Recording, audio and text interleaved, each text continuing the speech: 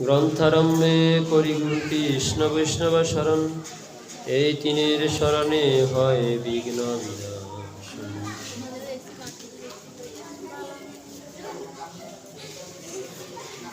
পরম কৃপালু অভাজনের একমাত্র ভাজন পরম দয়াল প্রতিপাবন শ্রী গুরু হরি বিশেষ কৃপা কটাক্ষদন্য হয়ে আজকের মহতী ভাগবতী সভায় উপস্থিত সুধী সজ্জন পিতৃমণ্ডলী, মাতৃমণ্ডলী, সকল সনাতনী সুরিত মণ্ডলী, সকলের শ্রীচরণে জানাই অনন্ত কোটি প্রণতি। আজকে আমাদের শ্রীমদ্ ভগবদ গীতা পাঠ হবে না? আচ্ছা আচ্ছা, ঠিক আছে। তো আমরা প্রথমে একাদশী ব্রত নিয়ে একটু আলোচনা করি, তারপর আমরা শ্রীমদ্ ভগবদ গীতা এবং শ্রীমদ্ ভাগবত থেকে একটু আস্বাদন করি।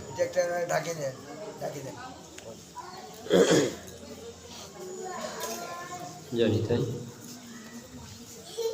নদীর মধ্যে যেমন গঙ্গা শ্রেষ্ঠ, আদিত্যগণের মধ্যে হলেন সূর্য, ঠিক তেমনি নক্ষত্রগণের মধ্যে হচ্ছে চন্দ্র, সকল দেবগণের মধ্যে হলেন বিষ্ণু। ঠিক তেমনি ব্রতর শ্রেষ্ঠ হচ্ছে একাদশী ব্রত, এটা আমরা সকলে জানি। তো যেহেতু একাদশী ব্রত সকল ব্রত শ্রেষ্ঠ, তাই অন্য কোনো ব্রত যদি নাও করা হয় তাহাতে পাপ উপস্থিত অতটুকু হয় না, একাদশী ব্রত না করলে যতটুকু হয়। তাই একাদশী ব্রতটা বলা হচ্ছে বাধ্যতামূলক ব্রত, সকলের জন্য এই ব্রত করার বিধান আছে। তো আজকে আমরা গত একাদশীতে একাদশী তত্ত্ব নিয়ে কিছুটা আলোচনা করেছিলাম। আজকে আমাদের আলোচনা করার বিষয় হলো একাদশী ব্রত পারণ দিন, একাদশী ব্রত উপবাস দিন নির্ণয়।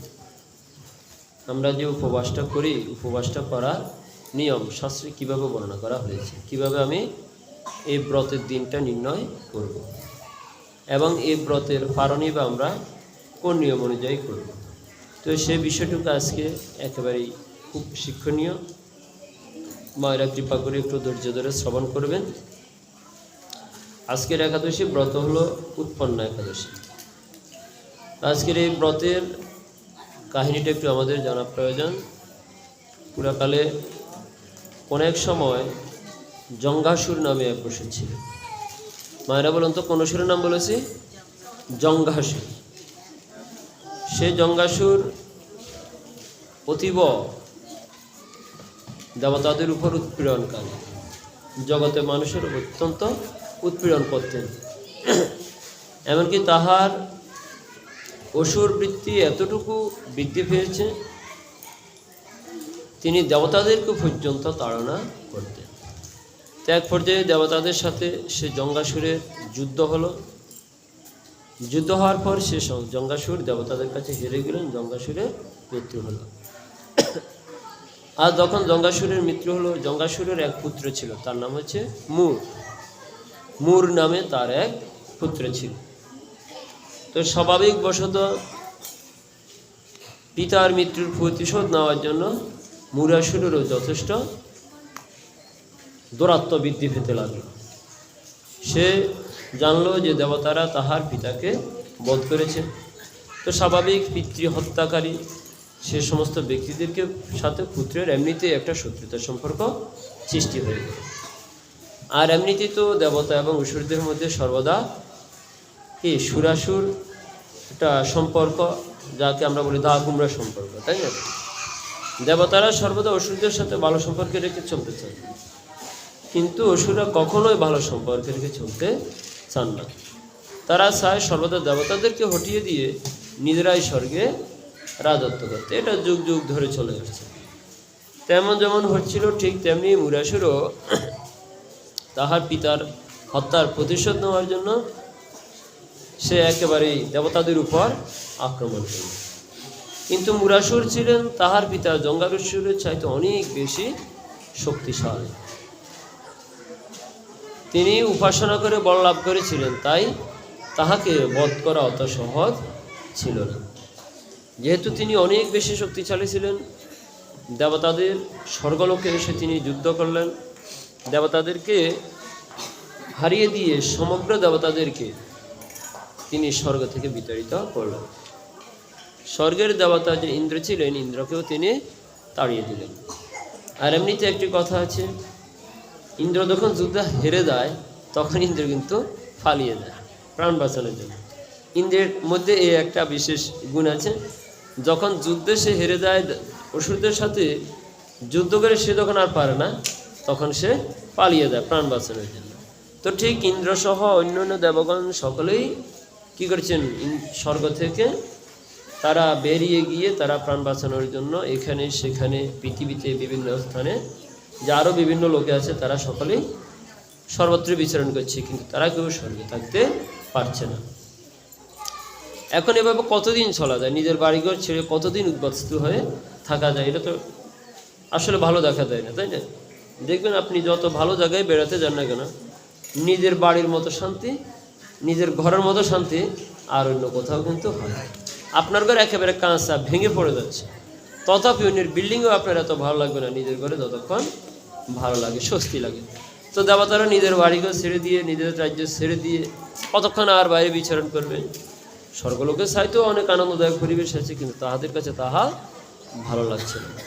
তাই একসময় তারা সকলে গেলেন দেবাদিদেব মহাদেবের নিকট, সকল ইন্দ্র আদি সকল দেবতাগণ। যখন মহাদেবের নিকটে গেলেন, মহাদেব বলছেন, দেখো এই মুরাসুর আমার তপস্যা করেছিল, আমি তাকে বধ দিয়েছি, তো তাকে তো আমি আমার পক্ষে বধ করা সম্ভব নয়, আর তার সাথে তো আমি যুদ্ধে লিপ্ত হতেও পারি না। তোমরা একটা কাজ করো, ব্রহ্মার নিকট যাও, ব্রহ্মা হয়তো তোমাদেরকে কোনো একটা উপায় বুদ্ধি দিবে। তো সকল দেবতাগণ ব্রহ্মার নিকট গেলেন। ব্রহ্মা জানলেন যে ইনি দেবতার বরে বরিয়ান, দেবাদিদেব শিবের বরে তিনি বরিয়ান, তাকে তো বধ করা আমার পক্ষে সম্ভব নয়। তাই ব্রহ্মা কী করলেন, সকল দেবগণকে বললেন যে তোমরা সকলেই বিষ্ণুর নিকট যাও, ভগবান বিষ্ণু ব্যতীত মুরাসুরকে বধ করার মতো আর শক্তি নেই। তখন সকল দেবগণ ক্ষীর সাই, অর্থাৎ ক্ষীর সমুদ্রে সাই যে ভগবান বিষ্ণু, তো এই ক্ষীর সমুদ্র সাই, ক্ষীরোদ্দিশায়ী ভগবান বিষ্ণুর নিকট গিয়ে সকলে ভগবান বিষ্ণুর স্তুতি করতে লাগলেন। এভাবে যখন দীর্ঘ সময় ধরে তারা ভগবান বিষ্ণু স্তুতি করতে লাগলেন, তখন ভগবান বিষ্ণু তাহার যোগমায়া, মনে রাখবেন ভগবান বিষ্ণু যে নিদ্রা দেন তার নাম হচ্ছে যোগনিদ্রা। ভগবানের নিদ্রাটা হচ্ছে যোগনিদ্রা, আর আমাদের নিদ্রাটা হচ্ছে কি মায়ার নিদ্রা, তাই না? আমরা ঘুমালে কি বলতে পারি কি হচ্ছে কি হয় নাই? আমরা বলতে পারি না। কিন্তু ভগবান যে যোগনিদ্রায় আছেন, উনি ঘুমিয়ে থাকলে যা, জেগে থাকলেও তা, অর্থাৎ তিনি যোগনিদ্রা থেকে সব কিছু জানেন, সব কিছু বুঝেন। তিনি চোখ বন্ধ করলেও যা জানেন, চোখ খোলা রাখলেও তিনি তা বলতে পারেন। এটাকে বলা হয় যোগনিদ্রা। যেমন দেখবেন যখন মুনি ঋষিরা ধ্যান করে, তপস্যা করে, দুই চোখ বন্ধ করে তো তপস্যা করে, তাই না? তো দুই চোখ যখন বন্ধ হয়, অর্থাৎ এই মায়ার দর্শনটা তাদের নিকট থেকে চলে যায়। যখন হৃদয়ের অন্তর্দর্শন, হৃদয় দিয়ে তারা যখন দর্শনটা করে, অর্থাৎ তাদের তপস্যা দ্বারা তখন যারা দর্শন করে, তখন তারা সব কিছু দেখতে পারে। এই জড়জগৎ, জড়জগতের বাইরের বস্তুটাও তারা দর্শন করতে পারে। এটাকে বলা হয় যোগাসন। যোগী যখন যোগাসনে বসে, যদি তপস্যা করে তিনি সেরকম ভগবানকে সন্তুষ্ট করে তিনি যখন সেই সিদ্ধি লাভ করতে পারেন তপস্যার দ্বারা, তখন তিনি সব কিছু দর্শন করতে পারেন। তো ভগবান যখন যোগনিদ্রায় ছিলেন, তখন সকল দেবগণের প্রার্থনায় সন্তুষ্ট হলেন। সন্তুষ্ট হয়ে তিনি দেবতাদেরকে বললেন, যথারীতি স্বাভাবিক, তোমরা আমার দুয়ারে এসেছ, ভগবান তো সবই জানেন। তথাপি তিনি দেবতাদেরকে জিজ্ঞাসা করলেন, বলো তোমরা কেন আমার কাছে এসেছ? তখন দেবগণ বললেন যে দেখো, স্পিকারের সাউন্ড আর একটু বাড়িয়ে দিলে ভালো, তাই না? মানে আর একটু বাড়িয়ে দিলে, আমি দূর থেকে বললে তখন আর ঘুমাপটা হতো না। স্পিকারের সাউন্ড আরও আগে তো ভালো ছিল, এখন আজকে কম হয়ে গেল। যখন দেবগণ বিষ্ণুকে প্রার্থনা করলেন, বিষ্ণু তাহার যোগনিদ্রা ত্যাগ করে জিজ্ঞাসা করলেন, ওহে দেবগণ, তোমরা কি এমন মিনতি নিয়ে আমার নিকট আসলে? তখন দেবগণ অত্যন্ত দুঃখ বারাক্রান্ত হৃদয় নিয়ে ভগবান বিষ্ণুর শ্রীচরণে প্রার্থনা করে বললেন যে, দেখুন ভগবান, আপনি তো অসুরদের জন্য স্থান নির্ধারণ করে দিয়েছেন। তারা পাতাল লোক থেকে আরম্ভ করে তাদের যে লোকে তারা থাকে, আমাদের জন্য আপনি নির্ধারণ করে দিয়েছেন স্বর্গলোক। তো অসুরদের স্থানে অসুররা থাকবে, আমাদের স্থানে আমরা থাকবো। আমরা তো আর কারো জায়গা জমি নিয়ে টানা চেষ্টা করছি না, তাই না? আমরা তো আর পাতাল লোকে গিয়ে তাদেরকে দখল করতে যাচ্ছি না। দেখুন, অসুররা সে পাতাল লোক থেকে এসে আমাদের স্বর্গলোক দখল করে। তো বলে, এখন আবার কোন অসুর দখল করে? বলে, মূর নামক এক অসুর, তাহার সাথে যুদ্ধ করে আমরা সকলেই পরাস্ত হলাম, আমরা কেউ পারলাম না। এখন কি করতে হবে? মুরাসুরকে বধ করতে হবে। ঠিক আছে, তোমরা যাও, মুরাসুরকে বধের ব্যবস্থা আমি করছি। ভগবান দায়িত্ব নিলেন। তখন সকল দেবগণ ক্ষীরোদশায়ী বিষ্ণুর সাথে যুদ্ধে নেমে পড়লেন। আচ্ছা মায়েরা, দেখুন এখানে একটা বিষয় আছে, শিক্ষণীয় বিষয় আছে। ভগবান সর্বনিয়ন্তা, তিনি সব কিছুই করেন। ভগবান যদি সব কিছুই করেন, তাহলে তিনি তো কারোর সাথে যুদ্ধ করার প্রয়োজন পড়ে না। তিনি কি কারোর সাথে যুদ্ধ করার প্রয়োজন পড়ে? তিনি তো যুদ্ধ ছাড়াই কাউকে মেরে ফেলতে পারেন। আচ্ছা, আমাদেরকে যমরাজ যে প্রাণ নিয়ে যাচ্ছে, আমাদের সাথে কি যুদ্ধ করে ভগবানকে প্রাণ নিতে হচ্ছে? না। যখন আমাদের সময় শেষ হয়ে যাচ্ছে, যমরা এসে বা যমরাজার কিংকরগণ এসে আমাদের প্রাণটা নিয়ে যাচ্ছে। তো ভগবান তো ইচ্ছা করলে যমরাজাকে পাঠিয়ে দিয়ে তার প্রাণটা এমনিতে নিয়ে আসতে পারে, অথবা ওখান থেকে এমনিতে একটা বজ্রপাত করেও তো তার প্রাণটা নিয়ে যেতে পারে। যে কোনোভাবে হোক, কিছু ছাড়াই তো তার প্রাণটা নিয়ে দিতে পারে, নাকি পারেন না? ভগবানের পক্ষে কি অসম্ভব কোনো কিছু আছে? নেই। ভগবান সবই পারেন। তাহলে কেন তিনি অসুরের সাথে যুদ্ধ করে তাকে পরাস্ত করে তাকে বধ করতে হবে? এরকমটা কেন? এর একটা যুক্তি আছে। ভগবান আমাদেরকে যখন সৃষ্টি করেছেন, আমাদেরকে ক্ষুদ্র ক্ষমতা দিয়েছেন, দিয়েছেন না? আবার একটা ব্রেনও দিয়েছেন, বিবেক খাটানোর জন্য সব দিয়েছেন। বললেন, আমি তোমাদেরকে সব দিলাম, তোমাদেরকে আরও একটা বিশেষ সুযোগ দিলাম, যদি তোমরা তপস্যা করতে পারো তাহলে তোমরা দেবতাদের সাইতেও মহিয়ান হতে পারো। মানুষ যদি তপস্যা করে দেবতাদের সাইতেও তারা ঊর্ধ্বে যেতে পারে। যেমন ধ্রুব গেলেন ধ্রুবলোকে, যা চতুর্দশ ভুবনেরও ঊর্ধ্বে, তাই না? তো ঠিক এরকম তোমরা দেবতাদের সাইতে ঊর্ধ্বলোকে যেতে পারো। এখন যখন তপস্যা করে মানুষ সিদ্ধি লাভ করছে, তো ঠিক তেমনি অসুররাও তপস্যা করে সিদ্ধি লাভ করছে। তো অসুরা যে পারবে না এমন তো নেই। ভগবান তো সকলের জন্যই। অসুরদের জন্য তিনি যেমন, দেবতাদের জন্য তার কাছে কোনো শত্রু মিত্র নেই। আমার শত্রু মিত্র একেবারে দূরের কাছে কেউ নেই, সব আমার কাছে সমান। হ্যাঁ, তো অতএব আমার নিকট কেউ দূরে নয়, কেউ আপন নয়। কিন্তু যারা আমাকে ভালোবাসা, হয়তো আমি তাদেরকে একটু বেশি ভালোবাসা দিই, স্বাভাবিক। যদি আমাকে ভালোবাসা, আমি যদি ভালোবাসা না দিই, তা তো হয় না। তো এখন অসুরদেরকে ভগবান কেন বধ করতে চান? কারণটা হলো এটা, অসুর তো তপস্যা করে, যে মন্ত্র দিয়ে তপস্যা করেছে সে মন্ত্রটা কার? ভগবানের। তাই যে মন্ত্র দিয়ে সে তপস্যা করে শক্তি লাভ করলো, সে শক্তিও তো ভগবান। এখন যদি তাহার সে শক্তি যদি ভগবান নিষ্ক্রিয় করে দিয়ে তাকে এমনিতেই বধ করে দেন, তাহলে জগতে তো আর কেউ তপস্যা করবে না। বলবো মা, ভগবানের তপস্যা করলাম, কিন্তু ভগবান তপস্যাটাকে আর গুরুত্বই দিল না।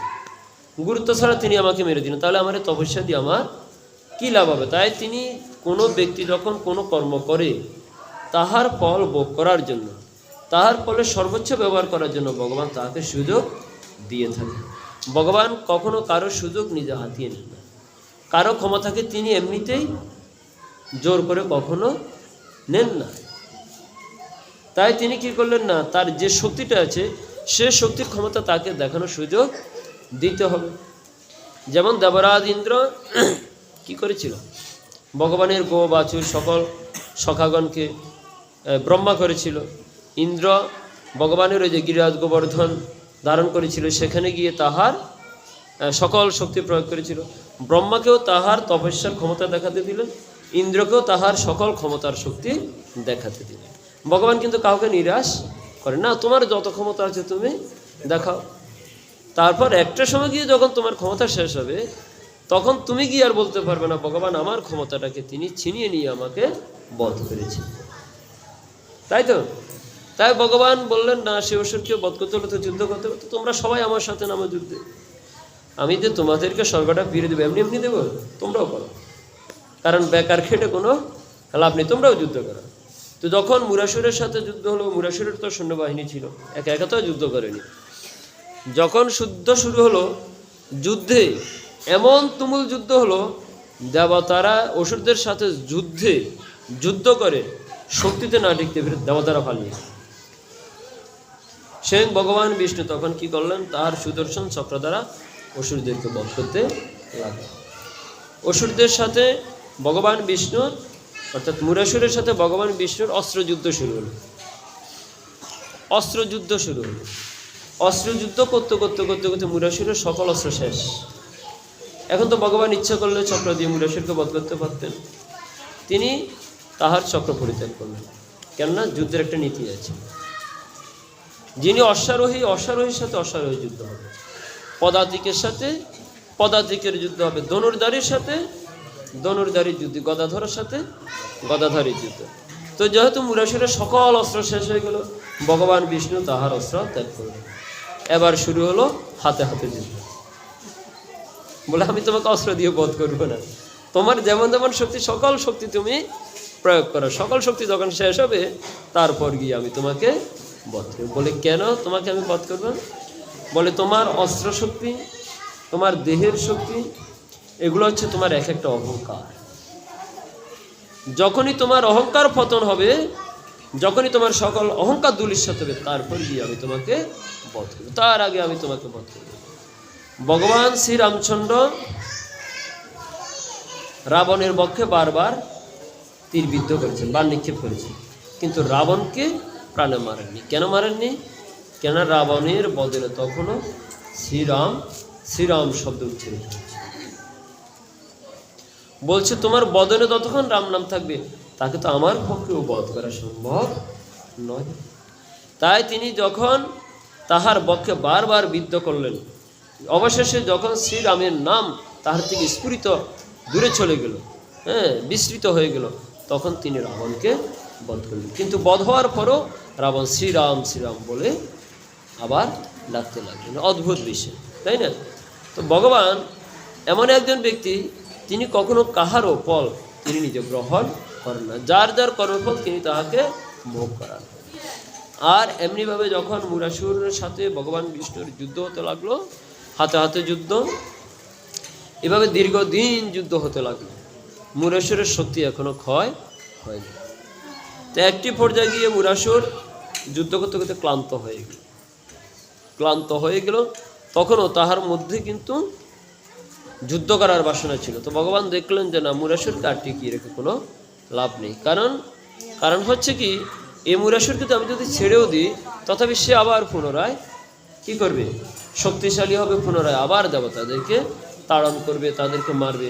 অতএব তাকে বাঁচিয়ে রেখে আর কোনো প্রয়োজন নেই। তাই ভগবান বিষ্ণু কী করলেন? মুরাসুরকে বধ করে দিলেন তাহার সকল ক্ষমতা শেষ হওয়ার পর।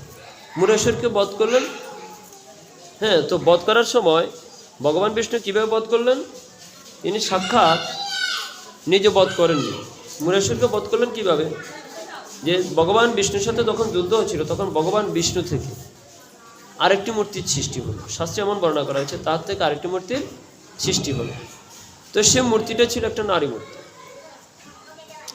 ভগবান থেকে আরেকটা নারী মূর্তির উৎপন্ন হয়ে তিনি কি করলেন? মুরাসুরকে বধ করে দিলেন। আর যখন বধ করে দিলেন, তখন ভগবান শ্রীকৃষ্ণ অর্থাৎ ভগবান বিষ্ণু সেই নারীকে বললেন যে দেখো, তুমি মুরাসুরকে বধ করেছ, আজকের এই তিথিটা হচ্ছে একাদশী তিথি। আর যেহেতু তুমি এই তিথিতে উৎপন্ন হয়েছ, মুরাসুরকে বধ করেছ, তাই তোমার নাম দিলাম আমি উৎপন্না। যেহেতু এই তিথিতে তুমি আবির্ভূত হয়েছ, তাই তোমার নাম দিলাম উৎপন্না। আজ থেকে এই তিথি অর্থাৎ উৎপন্না নামে একটি তিথি হবে, যে তিথি জগৎবাসী সবাই স্মরণ করবে। সেই থেকে উৎপন্না একাদশী। তো এখন এই উৎপন্ন একাদশীতে যেহেতু ভগবান তাহার থেকে মূর নামক অসুরকে বধ করেছিল, তাই ভগবান আরেক নাম হলো মুরারি। মূর নামক অসুরকে বধ করেছেন বিদায় ভগবানের আরেক নাম হলো মুরারি। তো ঠিক তেমনি এই একটি বিশেষ লীলাধারা, ভগবানের একটি বিশেষ গুণ উৎপন্ন হলো।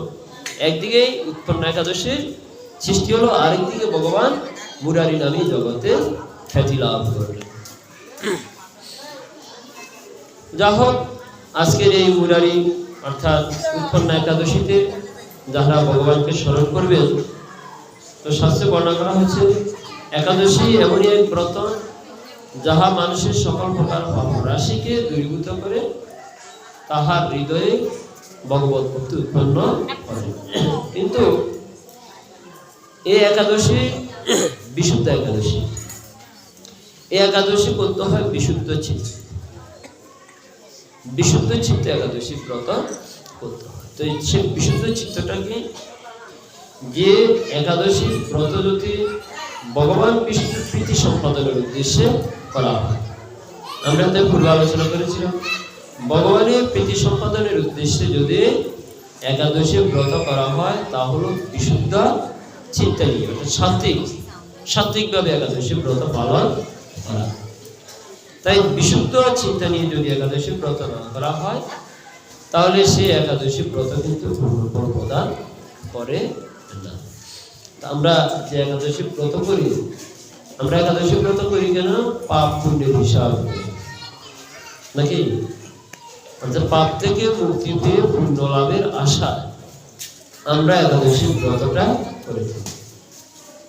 বেশিরভাগ মানুষ কিন্তু এই চিন্তা করে একাদশী ব্রত করে। কিন্তু একাদশীর মহিমায় বর্ণনা করা হয়েছে একাদশী ব্রত করতে হয় ভগবানের প্রীতি সম্পাদনের উদ্দেশ্যে।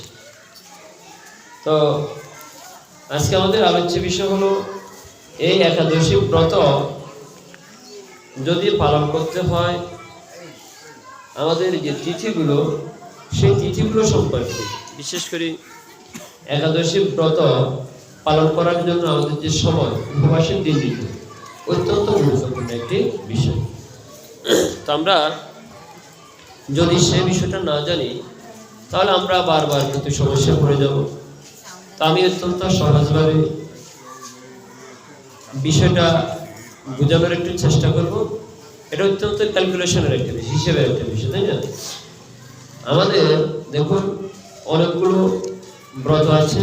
চৈতন্য চরিতামৃতের 24 পরিচ্ছেদে, মধ্যলীলা 24 পরিচ্ছেদে অনেকগুলো ব্রতের কথা বলা আছে। তার মধ্যে দিনকৃত্য, পক্ষকৃত্য, একাদশী বিবরণ, মাসকৃত্য, জন্মাষ্টমী বিধি বিচার, একাদশী, জন্মাষ্টমী, বামন দ্বাদশী, শ্রীরামনবমী আর নৃসিংহ চতুর্দশী।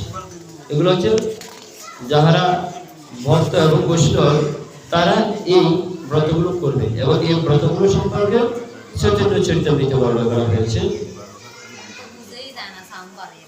বুঝা যায় না? এখন বুঝা যায়? আচ্ছা, ঠিক বলবেন আপনারা। তো একাদশী ব্রত অবশ্যই পালনীয় একটি ব্রত।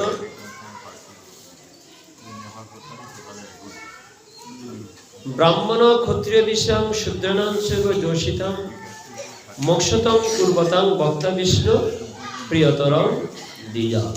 হরিভক্তি বিলাসে বলা হচ্ছে ব্রাহ্মণ ক্ষত্রিয় বিষাং, বিষাং মানে বৈশ্য, ব্রাহ্মণ ক্ষত্রিয় বৈশ্য, যোষিতম, যোষিতম অর্থ হল শূদ্রাণাং চৈব যোষিতম, শূদ্র অর্থাৎ শূদ্র, আর যোষিতম বলতে এখানে স্ত্রী জাতি অর্থাৎ নারী জাতিকে বোঝানো হয়েছে। তারা কারা কারা? ব্রাহ্মণ, ক্ষত্রিয়, বৈশ্য, শূদ্র এবং স্ত্রী জাতি। এ সকলেই মোক্ষদং কুর্বতাং ভক্তা বিষ্ণু প্রিয়তরং দ্বিজা, অর্থাৎ ভগবান বিষ্ণুর প্রীতিকর এই একাদশী ব্রত মায়া বন্দনাতে হইতে মোক্ষ লাভ হইয়া থাকে যাহারা সম্পাদন করিবে। অর্থাৎ মায়া থেকে মুক্ত হয়ে তারা সবাই মোক্ষ লাভ করবে। কারা কারা? ব্রাহ্মণ, ক্ষত্রিয়, বৈশ্য শূদ্র এবং স্ত্রী জাতি। আমাদের সমাজে এমন শোনা যায়, কোথাও কোথাও বলা হয় যে যাহারা সধবা নারী তারা যদি একাদশী ব্রত পালন করে তাহলে স্বামীর অমঙ্গল হয়ে থাকে।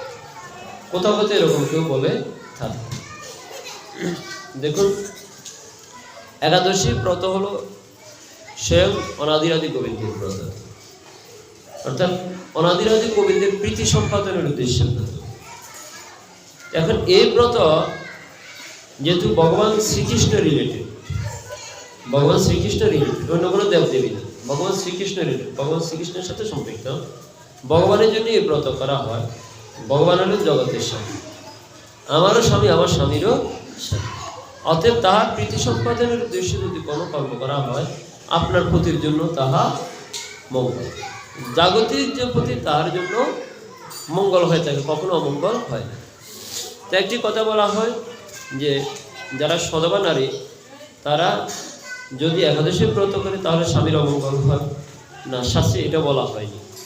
এরকম একটি কথা পঞ্জিকাতেও লেখা আছে। তো এখানে বিষয়টা বর্ণনা করা হচ্ছে, একজন সধবা নারী তাহার পতি হচ্ছে তাহার গুরুগতুল্য, গুরু মানে দীক্ষা গুরুর মতো, বরণ পরণ পোষণকারী হিসেবে তাহার গুরুগতুল্য, তার আশ্রয়দাতা। অতএব সধবা নারী যদি বদন সাধন করিতে হয়, কোনো কর্ম করিতে হয়, তাহলে স্বামীর অনুমতি নিয়ে করার কথা শাস্ত্রে বর্ণনা করা হয়েছে। তাই স্বামীর অনুমতি নিয়ে ব্রতটা করতে হবে। স্বামীর অনুমতি ব্যতীত তার করা এটা কোনো মতে উচিত হবে না, এটা শাস্ত্রীয় বিধান। যেমন আপনি যদি দীক্ষা নিতে হয়, অবশ্যই পিতামাতার অনুমতি নিতে হবে, কেননা পিতামাতা হচ্ছে প্রথম গুরু। পিতামাতা যদি অনুমতি না দেয়, পিতামাতার অনুমতি ব্যতীত যদি কেউ দীক্ষা গ্রহণ করে, তাহলে শাস্ত্র বলছে তাহা অবিধ। তাই পিতামাতাকে আপনি গুরুত্ব দিতে হবে, পিতামাতার আদেশ নিতে হবে। তাই পিতামাতার আদেশ নিয়ে কিন্তু আপনি বদনে যেতে হবে। তো এখন শাস্ত্র বলছে তাহলে পিতামাতা কারা? যারা গোবিন্দ বদনের পথে বাধা দেয় তারা পিতামাতা নয়। শাস্ত্রে আবার বলেও দিচ্ছে পিতামাতা কেমন হলে পিতামাতা হবে, অর্থাৎ আপনাকে যে অনুমতি দিবে না, না দিলে যে আপনি করতে পারবেন তারও বিধান দেওয়া আছে। শাস্ত্র বলছে সে পিতা পিতা নয়, সে মাতা মাতা, সে গুরু গুরু নয়, সে আত্মীয় আত্মীয় নয়। যিনি কৃষ্ণ চরণ পাওয়ার পথ দেখিয়ে দেন না, কৃষ্ণ চরণ প্রাপ্তির পথ যিনি দেখিয়ে দিবেন, তিনি গুরু, তিনি মাতা, তিনি পিতা। তার এই ভজন পথে যিনি বাধা দিবেন, তিনি কোনো মতেই পিতাও হতে পারেন না, মাতাও হতে, শাস্ত্রে এটা বলছে ন সাত পিতা ন সাত মাতা।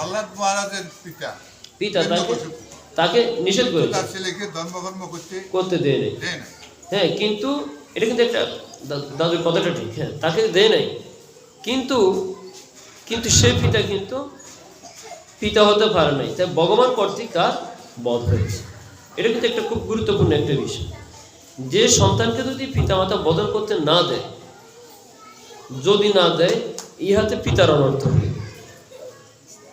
যদি সে তো আর কোনো অধর্ম করতে যায়নি, সে এমন কোনো কর্ম করতে যায়নি যাহা জগতে মানুষের অমঙ্গল সৃষ্টি হবে, সে তো ভালো কর্ম করতে গেছে। তাই পিতামাতার অনুমতি দেওয়া অবশ্যই উচিত ছিল।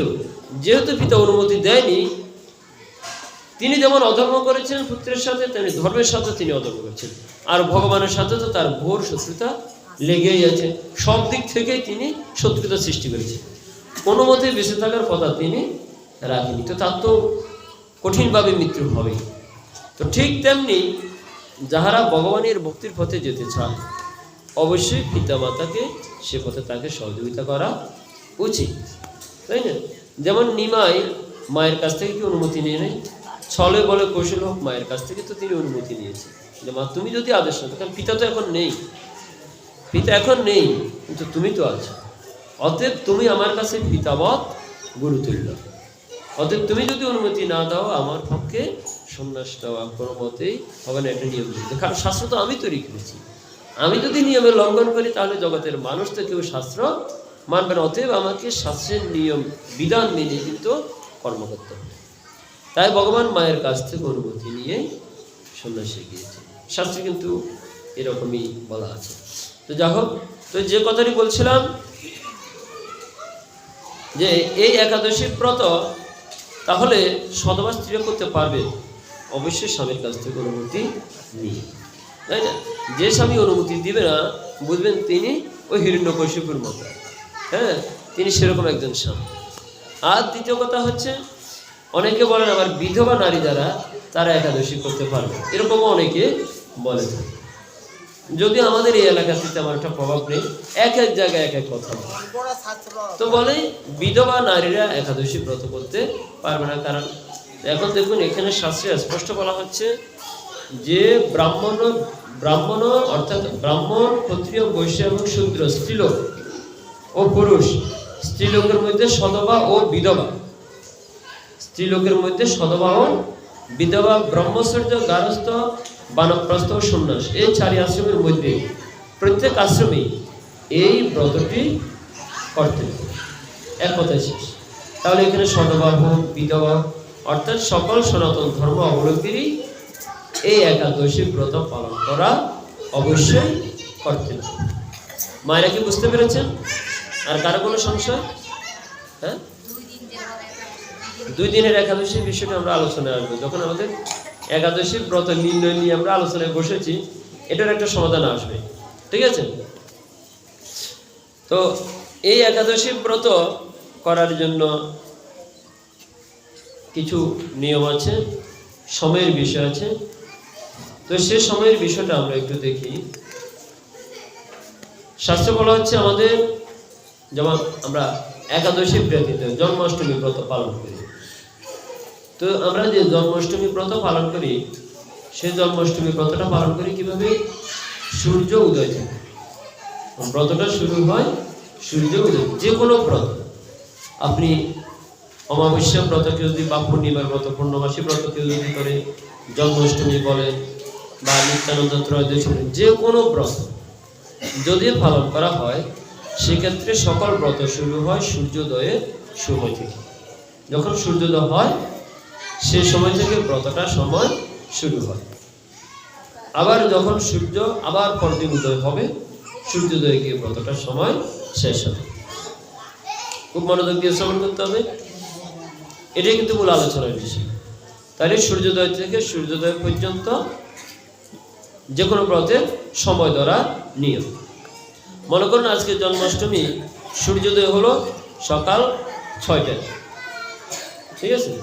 সপ্তমী তিথি 6টা 1 মিনিট পর্যন্ত আছে, 6টা 1 মিনিট পর্যন্ত সপ্তমী। তারপর অষ্টমী লেগে গেছে, সারাদিন অষ্টমী, সারা রাত অষ্টমী। আগামীকাল সকাল 6টা 10 মিনিটে গিয়ে অষ্টমী ছেড়ে দিল।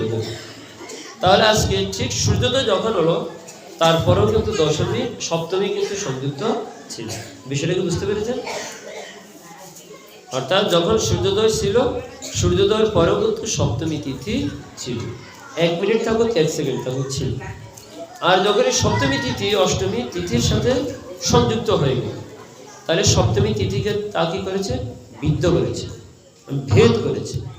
অতএব এই অষ্টমীটা আর শুদ্ধ অষ্টমী নয়। তাই অষ্টমীর ব্রতটার উপবাস হবে তারপরে দিন, অর্থাৎ যেদিন সপ্তমী তিথি লেগে গিয়েছে সূর্যোদয়ের সাথে, সেদিন আর অষ্টমীর ব্রতে উপবাস না হয়, উপবাসটা হবে তার পরের দিন। অর্থাৎ সপ্তমী সংযুক্ত অষ্টমী বিধেয় নয়, শুদ্ধ নয়, পরদিন করতে হবে। এটা তো একটা নিয়ম জানা গেল। কিন্তু একমাত্র একাদশী ব্রত একটি ব্যতীত। একাদশী ব্রত সূর্যোদয়ের সাথে সম্পৃক্ত নয়। সূর্যোদয়ের আগে অরুণোদয় বলে একটি কথা আছে। অরুণ উদয়, অর্থাৎ অরুণ মানে সূর্য, অরুণ উদয়, সূর্যোদয়ের সময়। তো সেই সময়টা কখন? শাস্ত্র বলছে সে সময়টা হচ্ছে অর্থাৎ 4 দণ্ড। 1 দণ্ড সমান হলো 24 মিনিট। তাহলে 4 দণ্ড সমান 4 × 24 96 মিনিট। তাহলে সূর্য যখন উদয় হবে তার থেকে আরো 96 মিনিট আগে চলে যেতে হবে। এই সময়টাকে বলা হবে অরুণোদয় কাল, মনে রাখতে হবে। একাদশী ব্রত হবে অরুণোদয় কাল থেকে অরুণোদয় কাল পর্যন্ত। শুরু হবে অরুণোদয় কালে, শেষ হবে অরুণোদয়ের শেষে। অর্থাৎ মনে করুন আজকে সূর্যোদয় 5টা 36 মিনিট, 5টা 36 মিনিটে শুরু হবে। 5টা 36-এ সূর্যোদয়। মানে কি বুঝতে পারছেন? আজকে সকাল 5:36 সূর্য উঠবে, তাহলে 5:36 থেকে 1 ঘন্টা 36 মিনিট বাদ দিয়ে দেবে, মানে বোঝার সহজ করছে। প্রতিদিন তো 5:36 হবে না, হবে কি? অর্থাৎ 5:24 হবে, 5:30 হবে, হিসাবটা বের করে একটু জটিল হবে। আমি সহজে বোঝার জন্য বলছি, মনে করেন আজকে 5:36 সূর্যোদয় হবে, তো 5:36 থেকে 1 ঘন্টা 36 মিনিট বাদ, অর্থাৎ 96 মিনিট বাদ দিতে হবে। তাহলে আমরা 5:36 থেকে 36 বাদ দিলাম, আর রইল 1 ঘন্টা, তাহলে হয়ে গেল কথা 4টা। অর্থাৎ এই 4টার পরে যদি কোনো মতেই দশমিক থাকে, তাহলে সূর্যোদয়ের প্রয়োজন হবে না কিন্তু। অর্থাৎ এই 4টা 1 মিনিট বা 4টা বাজার পরে 1 সেকেন্ড যদি দশমিক সংযুক্ত হয়, তাহলে সেটা অরুণোদয়কে বিদ্ধ করেছে, অতএব ওই দিন একাদশীর উপবাস না হয় তারপর দিন। এই হলো সমস্যা। আমরা সবাই গ্রন্থ দেখি, কই আজকে তো একাদশী 5টা বাজে লেগেছে, দশমী ছেড়ে একাদশী 5টা লেগেছে, তো তাহলে তো আজকে সূর্যোদয়ের সাথে তো দশমী সংযুক্ত হয়নি। না, একাদশীর ক্ষেত্রে একটু ব্যতিক্রম। আর সকল ব্রত এক নিয়ম। সকল ব্রত কোন সময় থেকে? সূর্যোদয় থেকে। একাদশী ব্রত শুরু হবে কখন থেকে? অরুণোদয় থেকে, মনে রাখতে হবে। এটা শাস্ত্রে বর্ণনা করা আছে অরুণোদয় থেকে। এখন দেখুন, এই অরুণোদয়ের কথা শাস্ত্রে বর্ণনা করা হয়েছে। তো সেই অরুণোদয় থেকে আমরা একটু সময়টা নির্ণয় করে নিতে হবে। এই অরুণোদয়ের সময়টা যদি আমরা সঠিকভাবে নির্ণয় না করতে পারি, তাহলে আমরা যে ডাইরেক্টরি পত্রিকা আছে সেখানে যে সমস্ত জ্যোতির্বিদগণ এই একাদশী ব্রত, যেমন দেখুন আজকের এই একাদশী ব্রতটা গতকাল কেউ পালন করছেন, আজকে কেউ পালন করছে। একাদশী ব্রতটা গতকাল যারা পালন করেছেন, পঞ্জিকাতে স্পষ্ট লেখা আছে স্মার্ত মতে ঐদ্য একাদশী উপবাস। স্মার্ত মতে ঐদ্য একাদশী উপবাস। গোস্বামী ও নিম্বার্ক মতে পরাহে একাদশী উপবাস লেখা আছে কি? অর্থাৎ তাহলে আমাদের সমাজে 3 শ্রেণীর লোক 3 ভাবে একাদশী ব্রত পালন করে থাকে। স্মার্ত মত, নিম্বার্ক মত এবং সরল গোস্বামী মত, 3 মতে একাদশী ব্রত পালন করা হয়। বুঝতে পেরেছেন? তো এই 3 মতের আবার একটু বিষয় আছে। স্মার্ত মত যারা, তারা সূর্যোদয় থেকে একাদশী হিসাব করে। অর্থাৎ একাদশীর প্রকৃত যে সময়টা অরুণোদয় তারা বিচার করে না। তাদের কথা হচ্ছে একাদশী আজকে লেগেছে, আজকে থেকে আমরা একাদশী ব্রত, বা যে সময় থেকে লেগেছে এই সময় যখন গিয়ে ছেড়ে দিয়েছে তখন আমাদের একাদশী ব্রত পালন করলে। স্মার্ত মত যারা, তারা অরুণোদয়ের কোনো বিচার করে না, তাই তারা দশমী সংযুক্ত একাদশী ব্রত করে থাকে, তাদের আর হিসেবে কোনো প্রয়োজন। আর নিম্বার্ক এবং গোস্বামী মতের মধ্যে একটু ব্যবধান আছে। দেখবেন কখনো কখনো গোস্বামী মত ঐক্য নিম্বার্ক মতে পড়া, গোস্বামী আর নিম্বার্ক আবার একই সময়ে পড়ে। তো এটার ব্যাখ্যা এই দেওয়া হয়, গোস্বামী মতে তো অরুণোদয় কাল হিসাব করা হয়, যেটা বললাম আমরা শাস্ত্রে আছে অরুণোদয় কাল, অর্থাৎ 1 ঘন্টা 36 মিনিট। এভাবে কিন্তু অরুণোদয় কালে গোস্বামীগণ অনুসরণ করে এসেছে এবং এটা শাস্ত্রিক। আর নিম্বার্ক সম্প্রদায় যারা, তারা তার থেকে আরো একটু বেশি সময় নেন, আরো একটু বেশি সময়, অর্থাৎ অরুণোদয় কাল থেকেও তারা আরো আগের সময়টা নিয়ে নেন। ঠিক আছে? তো তারা বিশেষত একেবারেই যেমন মনে করেন 3টা বা তারও আগে থেকে, তারা ধরে 12টার পরে পরদিন। নিম্বার্ক সম্প্রদায়ের মধ্যে 12টার পরে তারা পরদিন ধরে থাকে। 12টার পরে, যেমন মনে করুন আমি একটু সহজ একটা হিসাব দিই, অর্থাৎ পুরো একটা দিন সূর্যোদয় থেকে সূর্যোদয় পর্যন্ত এতে মোট কতটি দণ্ড থাকে? 60 দণ্ড। ঘটিকা বলে, ঘটি আমাদের শাস্ত্রীয় ভাষা বলে ঘটি, 60 ঘটি। দেখবেন কারো জন্ম পত্রিকাতে রাত্রি 25 দণ্ডে তাহার জন্ম লেখা থাকে না? 25 দণ্ডে জন্মগ্রহণ করেছে। দণ্ড মানে কি? অর্থাৎ 1 দণ্ড সমান 24 মিনিট, অর্থাৎ দিনে 12 ঘন্টা, রাতে 12 ঘন্টা ধরা হয়। তাহলে 12 কত? 24 ঘন্টা। এই 24 ঘন্টায় 60 দণ্ড। ঘন্টা হলো 24, দণ্ড হলো 60। দিনে এবং রাতে টোটাল হলো 60 দণ্ড। 60 দণ্ডে একদিন এক রাত। বিষয়টা বুঝতে গেছে? আমাদের তো 24 ঘন্টা একদিন এক রাত। এই 24 ঘন্টাকে ওই যে আমরা মিনিট মিনিট করে দেব, 60 মিনিটে 1 ঘন্টা, আর আমরা বলবো 24 মিনিটে 1 দণ্ড। তাহলে দণ্ড হচ্ছে কি, দণ্ড হচ্ছে ঘন্টার সাথে অনেক ছোট, এবং যেহেতু 24 দুগুণে 48, প্রায় 1 ঘন্টার মধ্যে 2.5 দণ্ড থাকে। হিসাবটা হলো সহজ, 2.5 দণ্ডে 1 ঘন্টা, 2.5 দণ্ডে হলো 1 ঘন্টা। তাহলে 2.5 দণ্ডে যখন 1 ঘন্টা হয়, তাহলে 24 ঘন্টায় 2.5 গুণ 24, তো সমান দিয়ে কত হয়? 24 দুগুণে 48, আরো 12, 48 আর 12 60 দণ্ড। মায়েরা কি বুঝতে পেরেছেন? 60 ঘন্টায় 60 ঘন্টা কি হয়, এই 24 ঘন্টা কি হয়? একদিন এক রাত্রি। 60 দণ্ডে হয় একদিন এক রাত্রি। এখন নিম্বার্ক সম্প্রদায় যারা আছে তারা হিসাব করেন, অর্থাৎ যে 60 দণ্ডকে তারা 4 ভাগে ভাগ করে। তাইলে 1 ভাগে কত পড়ে? 15 দণ্ড। 1 ভাগে পড়ে 15 দণ্ড। 15 দণ্ড মানে হচ্ছে 6 ঘন্টা। বুঝতে পেরেছেন? 4 24, 15, 60। 15 দণ্ডে হয় 6 ঘন্টা। তারা সূর্যোদয় থেকে 6 ঘন্টা বাদ দিয়ে দেবে। কারা? যারা নিম্বার্ক সম্প্রদায়। তাহলে সূর্যোদয় থেকে 6 ঘন্টা বাদ দিলে একেবারে প্রায় সব রাতের 12টা হয়ে যায়। তাই তারা রাতের 12টার পর আর কোনো কিছুই গ্রহণ করে, তারা আরো একটু সময়টাকে অগ্রিম করে দেয়। তাই রাতের 12টার পরে বা সূর্যোদয় থেকে 6 ঘন্টা ছেড়ে দিয়ে আসবে, যদি কোনো ক্রমে দশমী সংযুক্ত হয়, তারপর দিন তারা একাদশী ব্রত করে, তারপরে দিন দিয়ে দেয়। এই জন্য গোস্বামী মতে যদি ঐক্যও হয়, নিম্বার্ক মতে বলা হয়। বিশাল একটা পড়লো না এখানে, সময়ের ব্যাপার। তাহলে গোস্বামী গণনা হচ্ছে সূর্যোদয় থেকে কতক্ষণ? 1 ঘন্টা 36 মিনিট। নিম্বার্ক সম্প্রদায়ের হলো 15 দণ্ড, অর্থাৎ 6 ঘন্টা। আর স্মার্তদের মধ্যে তো কোনো শুধু সূর্যোদয় থেকে আজকে একাদশী দিনে থাকলেই হবে, তার সাথে দশমী সংযুক্ত হলো কোনো সমস্যা নেই। তাই এই 3টি সম্প্রদায়ের একাদশী ব্রত পঞ্জিকাতে লেখা থাকে, এবং পঞ্জিকা কিন্তু কাউকে কিন্তু বাদ দিয়ে নেই, সবার কথাই লিখে দিয়েছে। স্মার্ত কাল পঞ্জিকাতে ব্যক্তি বিশেষের জন্য নয়, সকলের জন্য।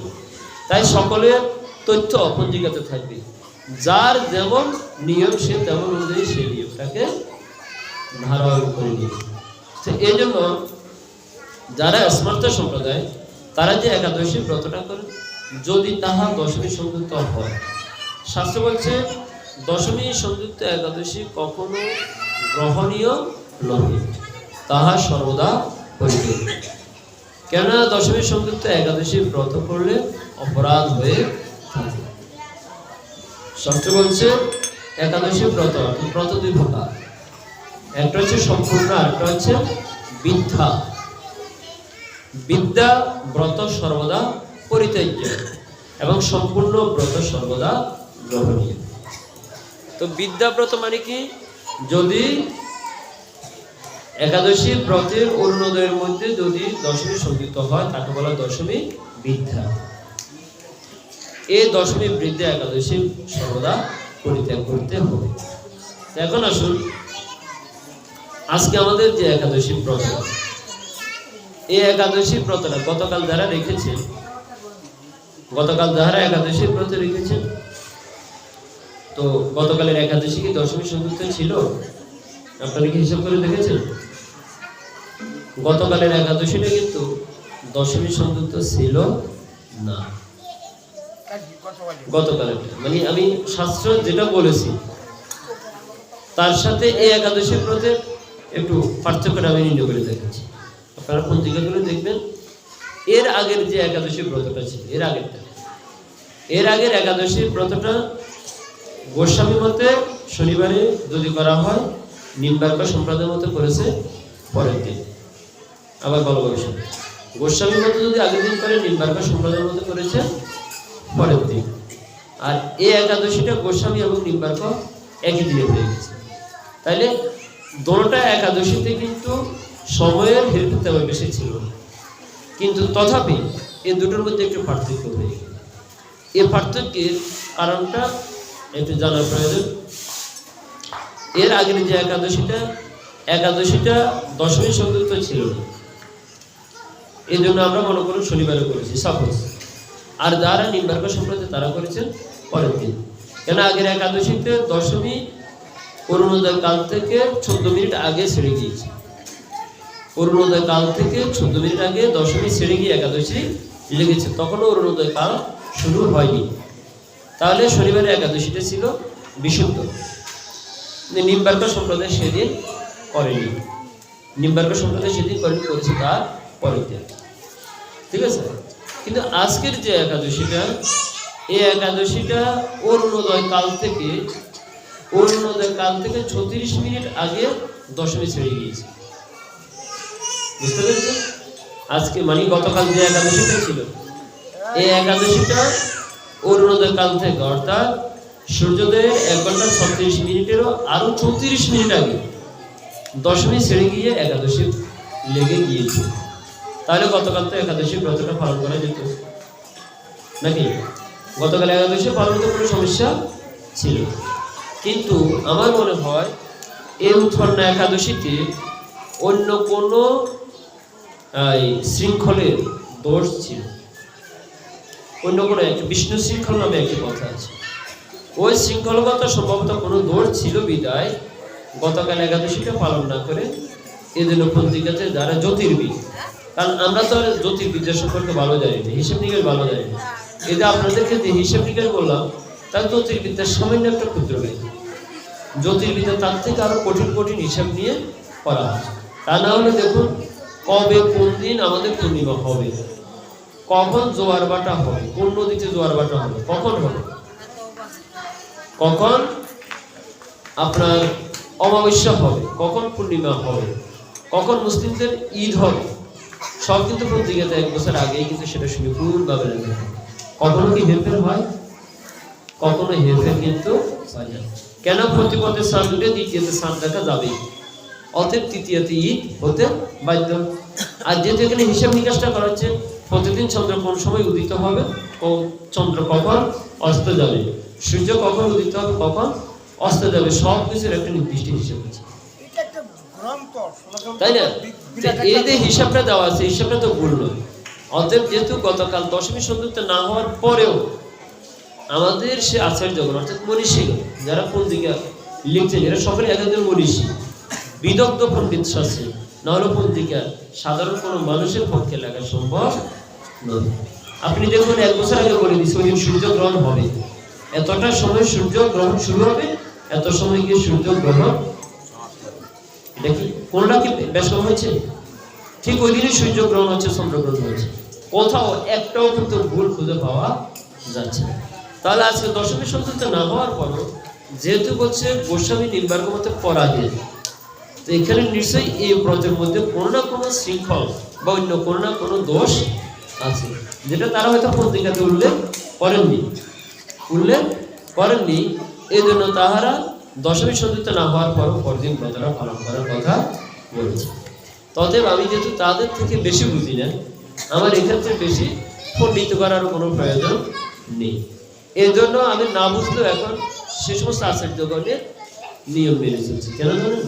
কেননা শাস্ত্র বলছে মহাজনগত সপন্থা, অর্থাৎ মহাজনের যে পথ তাতে হব অনুগত, পূর্বাপর ছাড়িয়ে দিছে। মহাজনের যে পথ তাতে হব অনুগত, পূর্বাপর ছাড়িয়ে। মহাজনটা আমাদের জন্য যে নিয়ম করে দিয়েছেন আমরা সে পথে অবলম্বন করি। আমার পূর্বে কি ছিল পরে কি হবে এটা চিন্তা করার প্রয়োজন নেই, কেননা মহাজনরা সকলেই ছিলেন তত্ত্বদর্শী, তারা জেনে শুনে বুঝে আমাদের জন্য নিয়ম দিয়ে গেছেন, আমাকে নতুন করে গবেষণা করার কোনো প্রয়োজন নেই। হ্যাঁ, দ্বাদশ মহাজন তো আসেনি, তার পরবর্তীতে যারা এসেছেন, এখন যারা এই পঞ্জিকাতে যারা লিখতেছেন এরাও কিন্তু সে মহাজনগণের অনুগত, ষড়স্বামীগণের অনুগত, তাদের নিয়ম অনুযায়ী পরিচালনা করছেন। অতএব এখন পত্রিকা যারা লিখছেন সে দ্বাদশ মহাজন তো আর এখন লিখছেন না, সে স্মরণ পোষণ করতে আর এসে লিখতে নেই, তাদের নিয়মটাই ফলো করা হচ্ছে। অতএব এই জন্য শাস্ত্র করছে মহাদরের সে পথটাই অবলম্বন করা আমার জন্য শ্রেয়।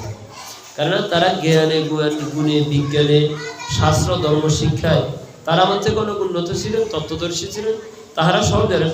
অতএব আমাকে নতুন করে আর কোনো কিছু জ্ঞান অর্জন করে মানে একেবারে গবেষণা করে নতুন কিছু বের করে নতুন তত্ত্ব করা আর কোনো কিছুই নেই। কেননা কোনো দিকে আমার সে গবেষণা করার সময় নেই, সে বুদ্ধি হলো, মেধা হলো।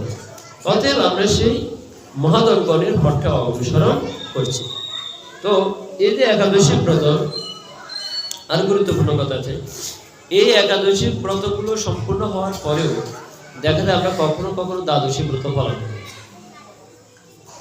আজকে যে আমরা পালন করছি এটা কিন্তু একটা দ্বাদশী ব্রত হয়ে গেল, একাদশী অপসময় পেয়েছি, তো দ্বাদশী হয়ে গেল না।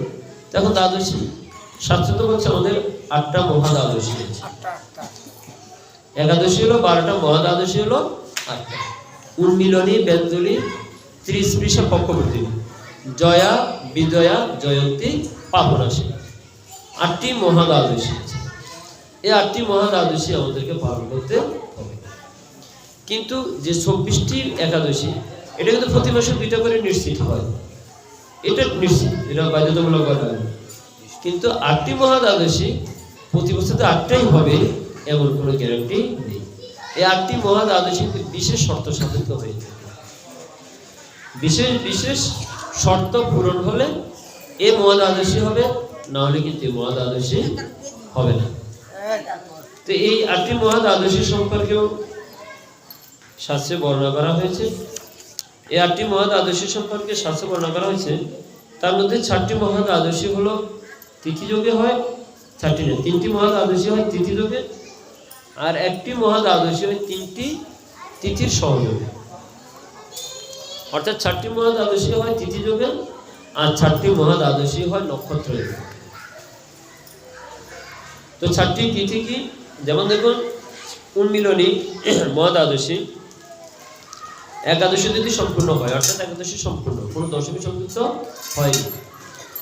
কিন্তু একাদশী সম্পূর্ণ হয়ে ওই একাদশী যদি বর্ধিত হয়, যেমন মনে করুন আজকের একাদশীটা শুরু হবে অরুণোদয়, অর্থাৎ সূর্যোদয় থেকে 1 ঘন্টা 36 মিনিট আগে শুরু হলো, আর পরদিন মানে ওই দিন রাত্রে বা পরদিন ভোরে যখন সূর্যোদয় হবে তখনই কি অরুণোদয়টা শেষ হবে। সে অরুণোদয় শেষ হয়ে গিয়ে বা সূর্যোদয় শেষ হওয়ার পরে যদি একাদশী তিথি মানে একাদশী আরো 1 মিনিট বা তার থেকে একটু বেশি বর্ধিত থাকে, তাহলে এতে কি হলো? একাদশী বর্ধিত হলো, দ্বাদশী তিথি। এটা বুঝতে পেরেছেন? আবার একটু বলি, এটা বুঝতে হবে। উন্মিলনী মহা দ্বাদশীতে যদি একাদশী ব্রত বর্ধিত হয় দ্বাদশীতে চলে যায়, একাদশী ব্রত বর্ধিত হয়ে দ্বাদশীতে চলে যায়। একাদশী ব্রত বর্ধিত হয়ে যদি দ্বাদশী দিনেও যায়, আর যদি দ্বাদশী বৃদ্ধি না হয়, মনে করেন আজকে 6টায় সূর্যোদয় হল, একাদশী 6টা 1 মিনিট পর্যন্ত হল, কিন্তু পরদিন দ্বাদশীটা সূর্য উদয়ের আগেই শেষ হয়ে গেল, কিন্তু দ্বাদশী বর্ধিত হলো না। নিয়ম অনুযায়ী যদি আজকে একাদশী একটু বর্ধিত হলো, তাহলে দ্বাদশীর একটু সময় নিয়ে গেল, তাহলে দ্বাদশী তো পরদিনও ত্রয়োদশীর সময়টা নেওয়ার কথা, তাই না? কিন্তু যদি দ্বাদশী বর্ধিত না হয়, একাদশী দ্বাদশীতে গেল কিন্তু দ্বাদশী বর্ধিত হয়ে ত্রয়োদশীতে গেল না, তাহলে সেদিন হবে উন্মিলনী মহা দ্বাদশী। যদি এই শর্ত পূরণ হয় তাহলে একাদশী ব্রত পালন না করে দ্বাদশী ব্রত পালন করতে হবে। এই ক্যালকুলেশনটা একটু জটিল, এটা যদি খাতা কলমে দেখানো হতো, বোর্ডে লিখে দেখানো হতো, তাহলে আর একটু সহজ হতো নাকি? এখন মুখে বলা তো হয়তো বুঝতে কষ্ট হচ্ছে। আর ব্যঞ্জলি মহা দ্বাদশী মানে কি? যদি ত্রয়োদশীতে ব্যঞ্জলি মহা দ্বাদশীতে যদি একাদশী সম্পূর্ণ হয় কিন্তু বৃত্তিপ্রাপ্ত না হয়, যদি দ্বাদশী বর্ধিত হয়ে ত্রয়োদশীতে যায় কিন্তু ত্রয়োদশী বর্ধিত না হয়, তাহলে উন্মিলনী মহা দ্বাদশী হচ্ছে কি? একাদশী বর্ধিত হবে, এই জন্য উন্মিলনী মহা দ্বাদশী, কিন্তু দ্বাদশী বর্ধিত হয় না। আর ব্যঞ্জলি মহা দ্বাদশী হচ্ছে দ্বাদশী বর্ধিত হয় ত্রয়োদশীতে গেলে, কিন্তু ত্রয়োদশীটা বর্ধিত আর হয়নি, তাহলে এটা হবে ব্যঞ্জনী মহা দ্বাদশী। তাহলে দুটো শব্দ। আর ত্রিস্পৃশা, ত্রিস্পৃশা হলো একই দিনে যদি তিনটি তিথি সংযুক্ত হয়।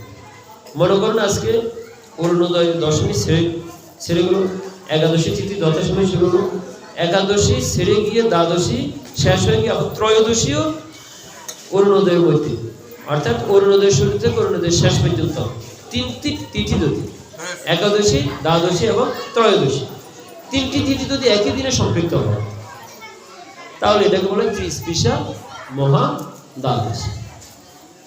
তিনটি তিথির একই দিনের সম্মিলন, এটা প্রতি বছর হয় না, এটা সৌভাগ্যক্রমে কোনো কোনো বছর হয়ে যায়। তো এই ত্রিস্পৃশা মহা দ্বাদশীতে সব প্রতি বছরই হবে এমন কোনো নিশ্চয়তা নেই। আর সর্বশেষ চতুর্থটি হলো কি পক্ষ বর্ধিনী। পক্ষ বর্ধিনী আমাদের একাদশী একটা হয় কৃষ্ণপক্ষে, একটা হয় শুক্লপক্ষে। তো যদি পক্ষ বর্ধিনী, পক্ষ মানে কি? পক্ষ বলতে পক্ষের শেষ দিন হলো পূর্ণিমা অথবা অমাবস্যা। যদি ঠিক একই রকম ভাবে যেমন একাদশী বর্ধিত হয় দ্বাদশীতে গেল, ঠিক তেমনি ভাবে পূর্ণিমা যদি বর্ধিত হয় প্রতিপদে চলে যায়। কিন্তু প্রতিপদ যদি বর্ধিত না হয়, তারও পূর্ণিমা বৃদ্ধিপ্রাপ্ত হওয়ার জন্য তার আগে যে একাদশী, সেটা একাদশীতে না হয় দ্বাদশীতে পালন করতে হবে। এটা হলো পক্ষ বর্ধিনী। ঠিক অমাবস্যার ক্ষেত্রে একই রকম, অমাবস্যা যদি প্রতিপদে গিয়ে বর্ধিত হয় অর্থাৎ সূর্যাস্তের পরে চলে যায়, কিন্তু এই প্রতিপদ যদি বর্ধিত না হয়, তাহলে এর আগের যে একাদশীটা, সেই একাদশীটা হলো পক্ষ বর্ধিনী। তো এরকম পক্ষ বর্ধিনীও সবসময় যে হয় তাও কিন্তু নয়। তাহলে এই যে চারটি মহা, পূর্ণিমা এবং অমাবস্যা ক্ষেত্রে বলা হচ্ছে নিশি পালন। নিশি পালনটা কেন? এটা দিব্য পালন হবে না কেন? খুব চমৎকার প্রশ্ন। আচ্ছা দাদুর প্রশ্নটা আমরা নিলাম, আমরা পরে আলোচনা করব, কেমন? আমরা এখন যেটা আলোচনা করছি এটা নিয়ে বিশ্বাস করেছি।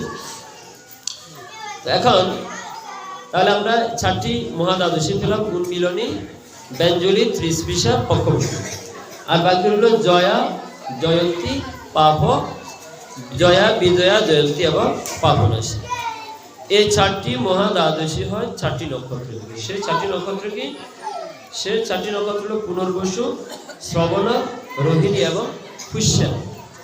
আমাদের যে 27টা নক্ষত্র আছে, সে 27টা নক্ষত্রের মধ্যে চারটি নক্ষত্র: পুনর্বসু, শ্রবণা, রোহিণী এবং পুষ্যা। এই চারটি নক্ষত্র যদি কোনো একাদশীতে যদি সম্পৃক্ত হয়, দ্বাদশী তিথিতে, যেমন শুক্লপক্ষের দ্বাদশী তিথিতে যদি পুনর্বসু নক্ষত্র সংযুক্ত হয়, দ্বাদশী তিথিতে যদি পুনর্বসু সংযুক্ত হয়, পুনর্বসু নক্ষত্র যুক্ত হয়েছে, তখন সেই একাদশী ব্রত না করে দ্বাদশী ব্রতটা পালন করতে হবে। এখন দেখুন এই নক্ষত্রগুলো তো ক্রমান্বয়ে পরিবর্তিত হচ্ছে। এরকম ঘুরতে ঘুরতে সৌভাগ্যক্রমে যদি কোনো মতে পুনর্বসু নক্ষত্র দ্বাদশী তিথিতেই এক পাদ পরিমাণও পায়, 1 সেকেন্ডও পায়, তাহলে সে একাদশীতে ব্রত পালন না করে দ্বাদশীতে ব্রত পালন করতে হবে। সে ব্রতটা হচ্ছে কি? জয়া, জয়া মহা দ্বাদশী। আর কোনো দ্বাদশীতে ঠিক এমনিভাবে যদি এই শ্রবণা নক্ষত্র অথবা রোহিণী নক্ষত্র বা পুষ্য নক্ষত্র এরকম দ্বাদশীতে যুক্ত হয়, এরকম একই রকমভাবে বিজয়া, জয়ন্তী এবং পাপনাশিনী ব্রতগুলো হয়ে থাকে। তাহলে দেখুন আমাদের এই একাদশী ব্রতটা নিয়ে আমরা সংশয়ে পড়ি, বিভাগে পড়ি। আসলে পড়ারই কথা। এটার মধ্যে ফেসগোস অনেকটা বেশি, ঝামেলাটা একটু বেশি। এই অন্য এই জন্য বলা হচ্ছে অন্য ব্রত যদি পালন নাও করা হয়, তাতে যতটুকু পাপ হয় তার চেয়ে বেশি, অধিকতর পাপ বেশি হয় একাদশীর ব্রত না পালন করে। কিন্তু একাদশীর ব্রত পালন করতে গেলেও হিসাব নিকেশের একটু ঝামেলাটা একটু বেশি, স্বাভাবিক। যত মূল তত মিঠা, এটা তো যত বেশি পুণ্য লাভ হয় তত বেশি আবার ফেসগোস আছে, তাই না? এখন এই ব্রত আমরা তো পালন করলাম, শাস্ত্র বলছে ব্রত পালন করার পর যদি যথাসময়ে পালনটা না হয়, ব্রত যথাযথ নিয়মে করলাম কিন্তু পালনটা যদি যথাসময়ে না হয় তাহলে ব্রত পালন করে কোনো লাভ নেই। তাহলে যথাসময়ে পালনটা করতে হবে। তো এখন পালনের সময়সীমাটাও তো আমাদেরকে জানতে হবে। তো পালনের সময়টা কখন? এই পালনের সময়টা একটু নির্ধারণ করার প্রয়োজন। তাহলে আমরা আগে যে আলোচনা করেছিলাম, একদিন সমান কত দণ্ড হয় মনে আছে? একদিন সমান 60 দণ্ড। সহজ বুঝি, দণ্ডতে আমাদের একটু বুঝতে কষ্ট হয়, কারণ আমরা দণ্ড তৈরি করতে হয়, আমরা ঘন্টা তৈরি করতে হয়। একদম সহজ করতে পারি। যেমন মনে করুন একদিনে 24 ঘন্টা, 24 ঘন্টা 4 ভাগের 1 ভাগ 6 ঘন্টা। 4 ভাগের 1 ভাগ বলা হয় 6 ঘন্টা। তাহলে অর্থাৎ দিনে, অর্থাৎ একদিন এক রাত্রে, একদিন এক রাত্রে 4 ভাগের 1 ভাগ, 1 ভাগকে বলা হয় 1 ভাগ। দ্বিতীয় 6 ঘন্টাকে বলা হয় দ্বিতীয় ভাগ, তৃতীয় 6 ঘন্টাকে বলা হয় তৃতীয় ভাগ, চতুর্থ 6 ঘন্টাকে বলা হয় চতুর্থ ভাগ। তাহলে একদিনে কয়টি ভাগ? 4টি ভাগ, অর্থাৎ প্রতি 6 ঘন্টা 1 ভাগ। বুঝতে পেরেছেন? আবার সবাই একটু মনোযোগ দিন, এই পালনের সময়টা অত্যন্ত গুরুত্বপূর্ণ। কেননা দেখবেন আজ গতকাল যারা একাদশী ব্রত পালন করেছে, আজকে তাদের ব্রত পালনের সময় দেওয়া হয়েছে 10টা 39 গতে। ভালোভাবে 10টা 39 গত 10টা 39 মিনিট পরে তারা ব্রতের উপবাস পালন, তার আগে নয় কিন্তু। কেন? কারণটা কি? কারণটা আছে, এই কারণটা মনে করেন আপনি সূর্যোদয় থেকে, সূর্যোদয় হলো তারপরে গভাগব প্রসাদ দিয়ে দিলেন, তাও কিন্তু পালনেরও একটা সময়ের ব্যাপার সেটা আছে। তো সেই সময়টা হলো দিনের 4 ভাগের 1 ভাগ, অর্থাৎ প্রথম 6 ঘন্টা। প্রথম 6 ঘন্টাকে বলা হয় পরিবাসা। যেমন মনে করুন আজকে আমরা একাদশী ব্রত করেছি, কালকের দিনের অর্থাৎ সূর্যোদয় থেকে, সূর্য যখন উদয় হলো, অর্থাৎ যখন সূর্যোদয় না, যখন অরুণোদয় হলো, যখন আমরা একাদশী প্রতিদিন একাদশীর ক্ষেত্রে তো দিনটা শুরু করি অরুণোদয় থেকে। তো শাস্ত্র বলছে অরুণোদয় থেকে, অরুণোদয় থেকে একেবারে ঠিক আপনি 6 ঘন্টা গুনে নেবেন। অরুণোদয় থেকে 6 ঘন্টা গুনে নেবেন। এই 6 ঘন্টা হচ্ছে পরিবাসা। শাস্ত্র বলছে 6 ঘন্টা হচ্ছে কি, অর্থাৎ আগের দিন যে ব্রতটা করেছি এই প্রথম 6 ঘন্টা ওই ব্রতের সাথে সম্পৃক্ত থাকবে। এই প্রথম 6 ঘন্টা বাদ দিয়ে দ্বিতীয়, তৃতীয়, চতুর্থ যে কোনো ঘন্টাতে আপনি পালন করতে পারেন। এই জন্য দেখবেন কখনো কখনো একাদশী হয়তো রাত্রি 1টায়। নির্জলা একাদশীটা কি? খুব সুন্দর প্রশ্ন। কেন? খুব আলোচনা করবো, কারণ তাদের প্রত্যেকটা প্রশ্ন গুরুত্বপূর্ণ এবং প্রয়োজন, আমরা ক্রমে আলোচনা করব। তাহলে আমরা কি ব্রতের পালনের সময়টা বুঝতে পেরেছি? ব্রতটা হবে আজকের অরুণোদয় থেকে শুরু করে প্রথম 6 ঘন্টা বাদ দিলে যে সময়টা শুরু হবে, ঠিক আছে? তো যেমন মনে করুন আজকের একাদশী ছেড়ে গেল রাত্রি 1টা বাজে, রাত্রি 1টা বাজে ছেড়ে দিয়ে দ্বাদশী শুরু হয়ে গেল, ঠিক না? তো দ্বাদশীতে শুরু হয়ে গেল। তো দ্বাদশী যদি শুরু হয়, তো আমরা দ্বাদশী তিথিতে শুরু হলো, তো দ্বাদশী তিথি প্রথম 6 ঘন্টা বাদ দিয়ে দেব। তাহলে 1টা 2টা 3টা 4টা 5টা 6টা 7টা, তাহলে প্রথম 6 ঘন্টা বাদ দিয়ে দিল। তার মানে আজকের ব্রতের পালনটা হবে 7টার পরে। এই 6 ঘন্টা কিন্তু এই একাদশীর সময় ধরা হবে। এই 6 ঘন্টাকে বলা হবে পরিবাসন সময়, পরিবাসনের সময়। অর্থাৎ প্রথম 6 ঘন্টা আগের দিন যে ব্রত করেছে ওই ব্রতের সময় ধরা হবে। বুঝতে পেরেছেন? শাস্ত্র এইভাবে নির্ণয় করে দিচ্ছে। তাই প্রথম 6 ঘন্টা ওই তিথির বাদ দিয়ে পরের যে ঘন্টাগুলো থাকবে ওগুলোতে পালন করা যাবে। তাই আপনারা পত্রিকাতে ভালোভাবে দেখবেন একাদশী তাদের, যারা গতকাল একাদশী ব্রত করেছে তাদের ওই প্রথম পাদ বাদ দিয়ে তাদের 10টা 39 মিনিট, তাই তাদের ব্রত পালনের সময়টা হচ্ছে 10টা 39 মিনিটের পরে। এই 10টা 39 মিনিটের পরে তারা ব্রতের উপবাস পালন করবে। বুঝতে পারলো? তো আমাদের আগামীকালের পালনটা কখন আপনারা একটু সময়টা দেখে নেবেন, সেটা পত্রিকাতে লেখা আছে। তো কখন কখন আমাদের একাদশীটা হয়তো রাতের 12টায় ছেড়ে যায়, কখনো 10টায় ছেড়ে যায়, 9টায় ছেড়ে যায়। তাই একাদশীটা তাড়াতাড়ি ছেড়ে দেয় বিদায় পরদিন লেখা থাকে যে 9টার মধ্যে পারবে, লেখা থাকে 9টার মধ্যে পারবে। মনে করুন আজকে আমার একাদশীটা সকাল 8টায় ছেড়ে গিয়েছে, 8টায় ছেড়ে গিয়ে পরদিন আর অল্প সময়, মানে মনে করুন একাদশীটার প্রথম পাদ তো চলে গেল, দ্বিতীয় পাদও শেষ, তৃতীয় পাদও শেষ, চতুর্থ পাদের সূর্যাস্তের পরে, চতুর্থ পাদের সূর্যাস্তের পরে আর শুধুমাত্র দেখবেন হয়তো আর আধা ঘন্টা সময় আছে সূর্যাস্তের পরে। এই জন্য বলে আজকে একাদশী পালন 6টার মধ্যে শেষ করে নিতে হবে, বলে না আজকে একাদশী পালনের সময় একেবারেই কম, আধা ঘন্টা সময় আছে। তার মানে দ্বাদশী তিথির মধ্যে পালন করতে হবে, একাদশী প্রারম্ভ করলে পালন করতে হবে দ্বাদশী তিথির মধ্যে, তবে দ্বাদশীর প্রথম পাদ বাদ দিই, প্রথম 6 ঘন্টা বাদ দিই। তো দেখা যায় যে দ্বাদশী পরদিন সূর্যাস্তের পরে হয়তো আর আধা ঘন্টা সময় থাকে, তো ওই জন্য লেখা থাকে যে আজকে এই আধা ঘন্টা পরে সূর্যোদয়ের আধা ঘন্টার মধ্যেই পালনটা করে নিতে হবে। এই জন্য পালনের সময়টাও কিন্তু যথাযথভাবে হিসাব নিকাশ করে দিতে হবে। তো যখন বর্ধিত সময় থাকে কখনো বলে 8টার গতে, দিন 8:24 গতে, কখনো বলে যে 6টার মধ্যে। এই যে সময়ের ব্যাপার স্যাপারটা প্রত্যেকটা ক্যালকুলেশনের বিষয় এবং এটা ঠান্ডা মাথায় হিসেবের একটা বিষয়। আমাদের এখন সিটকাল ফ্যাসিলিটি চলছে, এর মধ্যে মনোযোগও দেওয়া যাচ্ছে না, হয়তো বুঝতে একটু কষ্টটা হচ্ছে, তাই না? আচ্ছা তাও ছেলেমেয়েরা তো থাকবেই, তারা যদি সুন্দর নিয়মিত বসতে আমাদের জন্য একটু ভালো হবে। আচ্ছা তাহলে আমরা একাদশী ব্রত দিন নির্ণয় এবং একাদশীর পালনের বিষয়টাও বললাম। এখন সুন্দর একটা প্রশ্ন এসে গেছে, মনে করুন শাস্ত্র বলছে যে একাদশীতে সকল প্রকার পাপ অন্ন অর্থাৎ পঞ্চশস্যের মধ্যে তারা অবস্থান করে। কোথাও কোন দিন অবস্থান করে? একাদশীতে অবস্থান করে। এখন শাস্ত্র বলছে যদি মহা দ্বাদশী এসে উপস্থিত হয়, তুমি একাদশীতে খাবে, দ্বাদশীতে উপবাস করবে। এখন প্রশ্নটা হলো পাপগুলো থাকে কোন দিন, একাদশী দিন না দ্বাদশী দিন? পাপগুলো অবস্থান করে কোন তিথিতে? একাদশী। এখন আপনি দ্বাদশী করার জন্য যে একাদশীতে আহার করছেন, তাতে কি আপনার পাপ গ্রহণ হচ্ছে না? প্রশ্ন এসে দাঁড়ায়, আপনি কি বিষয়টা বুঝতে পারছেন?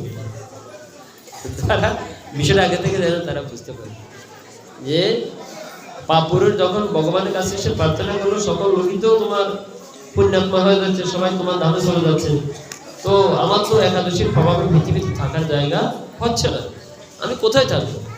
অর্থাৎ একাদশীর প্রভাব চারদিকেই ছড়িয়ে আছে, আমার পক্ষে নির্ভয় থাকার কোনো সুযোগ নেই। তাই পাপুরের ভগবান শ্রীকৃষ্ণের চরণে প্রার্থনা করেছেন। ভগবান বলছেন একাদশীর দিন মানুষ কোনো প্রকার অন্ন গ্রহণ করে না, অতএব মানুষ যদি অন্ন গ্রহণ করে না, তুমি অন্নের মধ্যে গিয়ে আশ্রয় গ্রহণ করবে। ঠিকই তো? তাহলে একাদশী ব্রতের দিন কি হয়? পাপ পুরুষ অন্যের মধ্যে এসে অবস্থান করে, যে পিতৃহত্যা, মাতৃহত্যা, সন্ন্যাসজনিত পাপ, গুরুপত্নী গমন, পরস্ত্রী গমন ইত্যাদি অনেক প্রকার পাপ।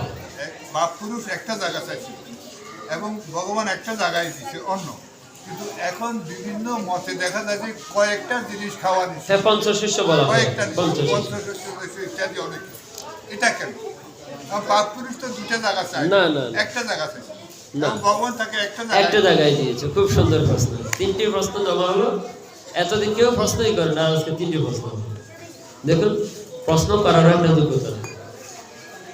একটি কথা হচ্ছে কি, প্রশ্ন যিনি করবেন, একটা হচ্ছে প্রশ্ন করা, আর কোনো জিজ্ঞাসা করা, তাই না? যিনি প্রশ্ন করেন তিনি উত্তর জানেন, আর যিনি জিজ্ঞাসা করেন তিনি উত্তর জানেন না। প্রশ্ন করে কি, যেমন টিচার ছাত্রকে প্রশ্ন করে, এই দেখি তুমি এই প্রশ্নের উত্তর দাও, উত্তরটা কিন্তু টিচার জানা আছে। অর্থাৎ জেনে শুনে তিনি ছাত্রকে প্রশ্ন করছেন, ছাত্র জানে কি না, না জানলে তিনি জানিয়ে দেবেন, ছাত্রকে পরীক্ষা করেন। আর জিজ্ঞাসা হলো আমি জানি না, জানার জন্য আমি জিজ্ঞাসা করছি, তাই না? তো দাদুর অবশ্যই আমার শিক্ষক, উনি জানেন, উনি প্রশ্নগুলো করছেন মূলত ওনার জানার জন্য, প্রশ্নগুলো করছেন আপনাদের জানার জন্য, ঠিক আছে? তো উত্তরগুলো দাদু দিবেন কিছুক্ষণ পরে, যেহেতু প্রশ্নগুলো এসেছে। আমরা যেটা আলোচনা করছিলাম, কি আলোচনা করছিলাম? একাদশীতে যেহেতু পাপপুরুষ অন্যে আশ্রয় গ্রহণ করে, গতকালের একাদশীটা বিশুদ্ধ একাদশী ছিল কিনা? এটাতে কোনো দশমী সংযুক্ত হয়নি, বুঝতে পেরেছেন? আচ্ছা, গতকাল একটা বাদ দিলাম। যখন মহা দ্বাদশী উপস্থিত হয় তখন আমরা একাদশী ব্রত পালন না করে দ্বাদশীতে ব্রত পালন করে থাকি, উপবাস করে থাকি। তাহলে শাস্ত্র তো বলছে দ্বাদশীতে কখনো পাপপুরুষ অবস্থান করে না, দশমীতেও অবস্থান করে না, করে কোন দিন? একাদশী তিথিতে।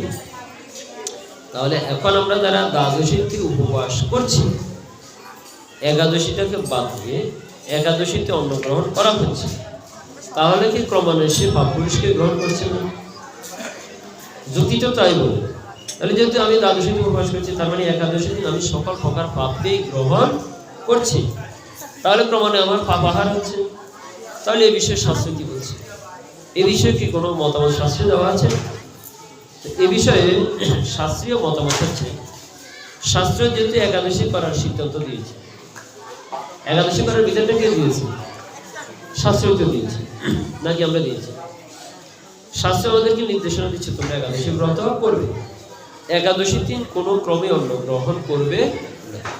কিন্তু তোমার পক্ষে যদি উপবাস রাখা সম্ভব না হয়, কখন?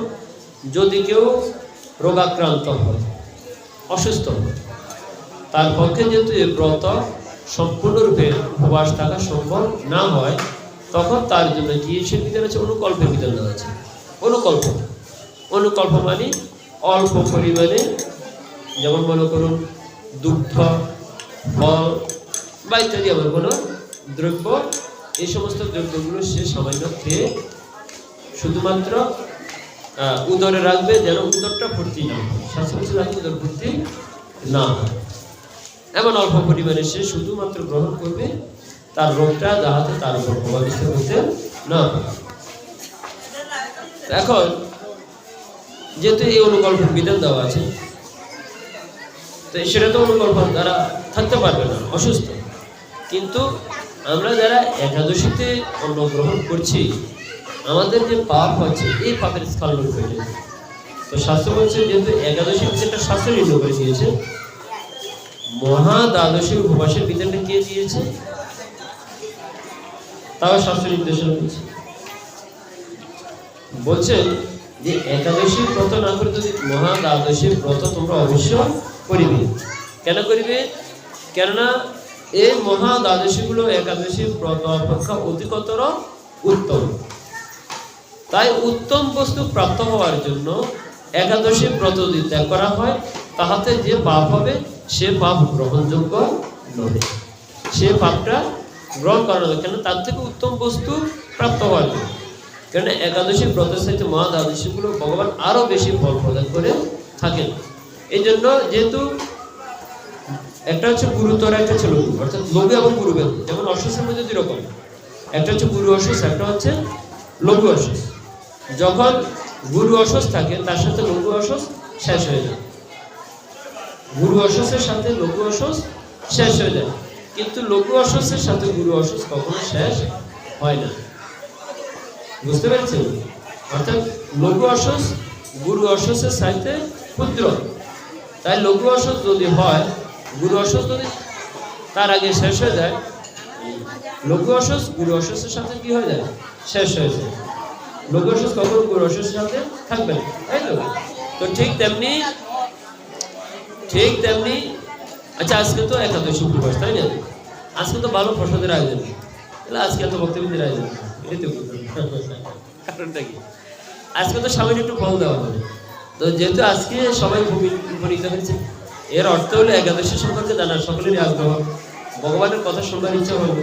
কারণ আমরা জানি সবাই প্রসাদ দিলে সবাই আসে, না দিলে আসে না।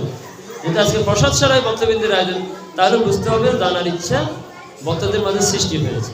শুধুমাত্র বালকদের কারণে হয়তো আমরা একটু সময় পাচ্ছি না। যাই হোক, তাহলে এখন বলা হচ্ছে ঠিক তেমনি একাদশীর সাথে মহা দ্বাদশী অনেক গুরু। তাই একাদশী ব্রত পালন না করলে যে পাপ হবে, তার থেকে মহা দ্বাদশী ব্রত সে সকল পাপকে স্খলন করে দিয়ে তার থেকে উন্নত ফল প্রদান করতে পারে।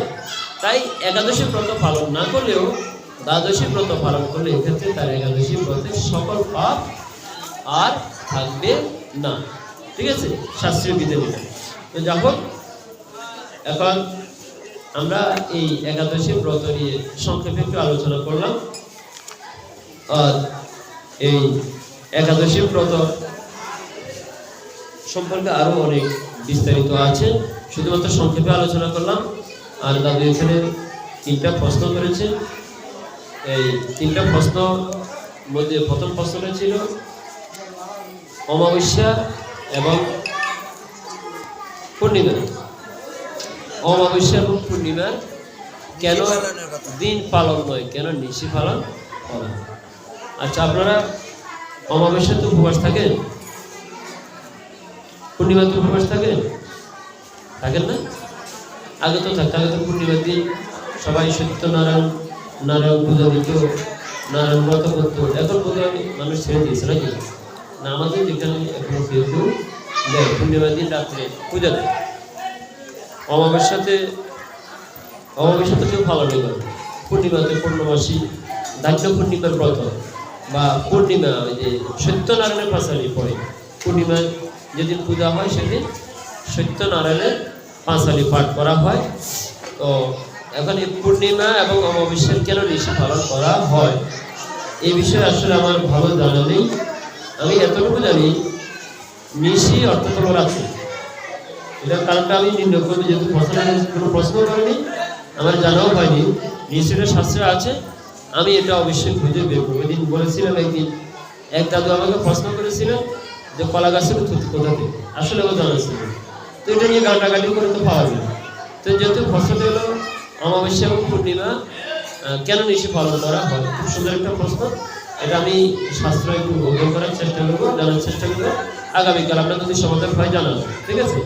না জানলে পরে কোথাও না কোথাও কিন্তু জানবো, কিন্তু প্রশ্ন এসেছে তোর অবশ্যই আছে।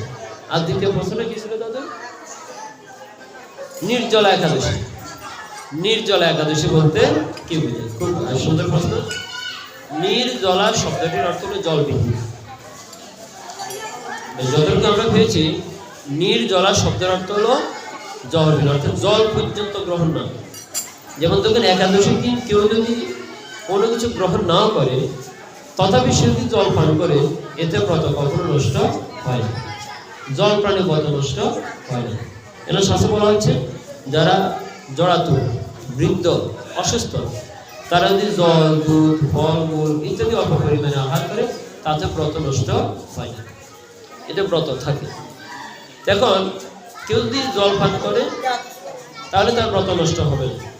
কিন্তু শাস্ত্র বলছে, যদি একাদশী ব্রত সেই জল পান নাও করে যদি করা হয়, তাহলে সেটা হচ্ছে উত্তমা একাদশী ব্রত। আর এই উত্তমা একাদশী ব্রতটাই হচ্ছে নির্জলা একাদশী। নির্জলা একাদশী অর্থাৎ সকল ব্রতই কিন্তু নির্জলা। নির্জলা একটা একাদশী ব্রত আমরা নাম শুনে থাকি, নির্জলা একাদশী। এটা সম্ভবত আষাঢ় মাসে এই ব্রতটা, আষাঢ় মাসে শ্রাবণ মাসে এই ব্রতটা কিন্তু হয়ে থাকে। নির্জলৈক একাদশী ব্রত লেখা থাকে। মূলত এটাকে পাণ্ডবা নির্জলা বলা হয়। পাণ্ডবা নির্জলা বলা হয়। এই পাণ্ডবা নির্জলা একাদশী ব্রত করেছিল ভীম। মানে ভীম আছে না, পণ্ডবাঞ্চবে এক ব্রত, ভীম এই একাদশী ব্রতটা করেছিল, বিধায় এটার নাম দিয়েছিল পাণ্ডবা নির্জলা একাদশী ব্রত। পাণ্ডবরাও ওই ব্রতটা করেছিলেন। দেখুন, নির্জলা মূলত এমনি সকল ব্রতই কিন্তু নির্জলা। নির্জলা যদি একটি ব্রতের নাম আছে, সকল ব্রতইটাই কিন্তু নির্জলা। অর্থাৎ কোনো ব্রতই কিন্তু জলমূল আহার করার বিধান দেওয়া হয়নি।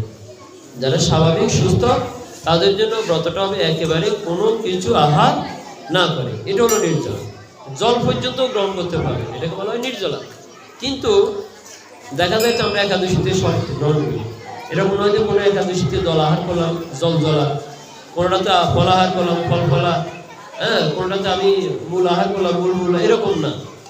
আসলে জল জলা, নির্জলা একাদশী ব্রত বিষয়টা এরকম না। ওই ব্রতটা ভীম একেবারে জল পর্যন্ত গ্রহণ করে, এই জন্য এটার নাম দিল পাণ্ডবা নির্জলা একাদশী। কিন্তু সকল একাদশী কিন্তু নির্জল। শাস্ত্র বলছে উত্তম একাদশী হলো দশমীতে একাহার, দশমীর দিন একা, তাও দিনে, রাত্রিতে নয়। আমরা অনেকে হয়তো বলে থাকি রাত্রে যদি অন্ন গ্রহণ না করে তারপর দিন একাদশী ব্রত হবে না, বলে কি না? বলে রাত্রে যদি না খায় তারপর দিন একাদশী ব্রতটা হবে।